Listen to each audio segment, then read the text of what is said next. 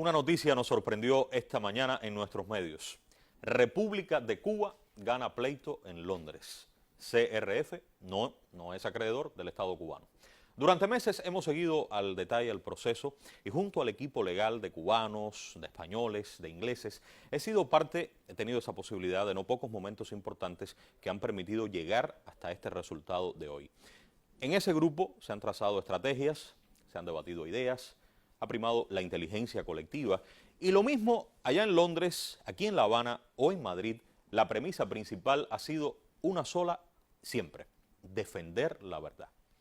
En este proceso eran dos los demandados. CRF demandó al Banco Nacional de Cuba y demandó también a la República de Cuba. Cuando decimos República de Cuba estamos hablando del Estado, al Estado cubano. ¿Y por qué al Estado cubano? Bueno, pues lo demanda en su condición de garante del contrato del crédito original. Vamos a tratar de explicar esto, decirlo de otra manera. El crédito, el préstamo del que se está hablando, se otorgó al Banco Nacional de Cuba y el Estado en ese momento ocupó la posición de garante. Esto quiere decir que el Estado respaldaba la obligación de que el banco pagara la deuda. Cuando se produce un préstamo, la garantía soberana, ¿qué cosa es? La garantía soberana es un acto de confianza del Estado con el acreedor. No en todos los préstamos el Estado otorga su garantía.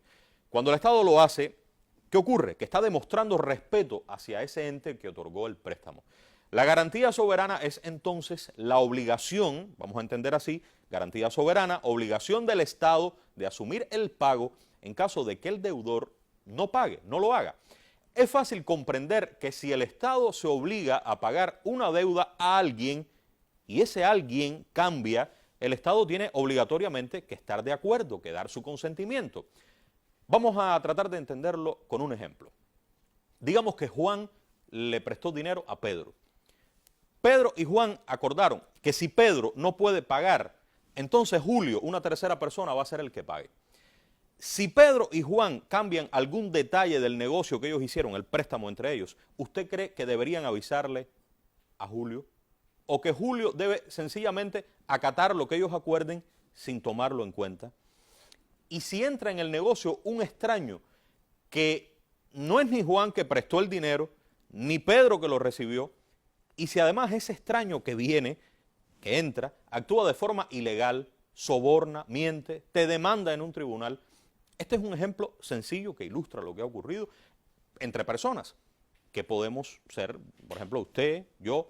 Imagínese en la práctica internacional los derechos que puede tener entonces un Estado soberano si está en este juego. Pues esto es lo que ha pasado aquí. El crédito existió, sí, nadie lo ha negado. Se prestó dinero al Banco Nacional de Cuba y el Estado en su momento otorgó una garantía. Aquí lo que ha ocurrido es que quien nos demanda no es quien prestó ese dinero, ni es su sucesor legítimo.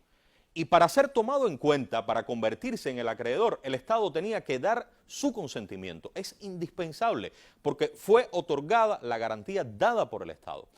CRF, el demandante, soborna a un funcionario cubano, un funcionario del banco, y este funcionario elaboró un documento que carece de toda validez, con el que pretendían demostrar que Cuba estaba dando su consentimiento para la cesión de la deuda.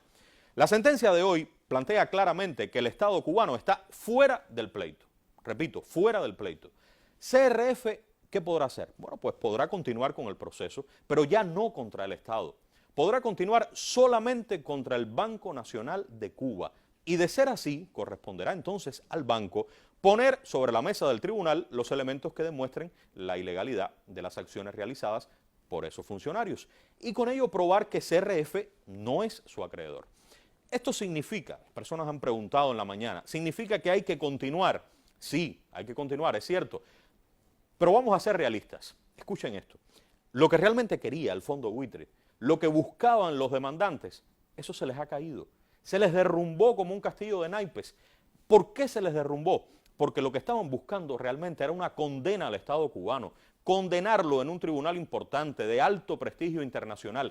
Y con esa sentencia condenatoria, crear un precedente que sirviera, de acuerdo a las normas de ese país, para que futuras demandas tuvieran igual suerte y se pusiera en juego el patrimonio del Estado cubano.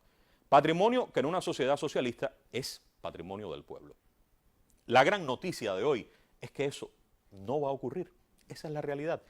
Esta mañana me dijo un importante profesor, me dijo, hay que ser muy tonto para creer que CRF ganó.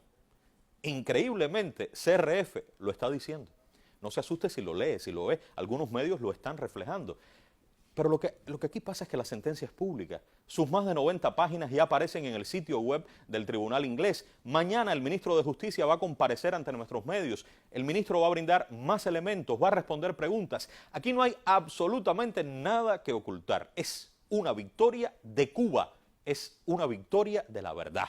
El Estado cubano ha ganado el pleito en Londres. Muchas gracias.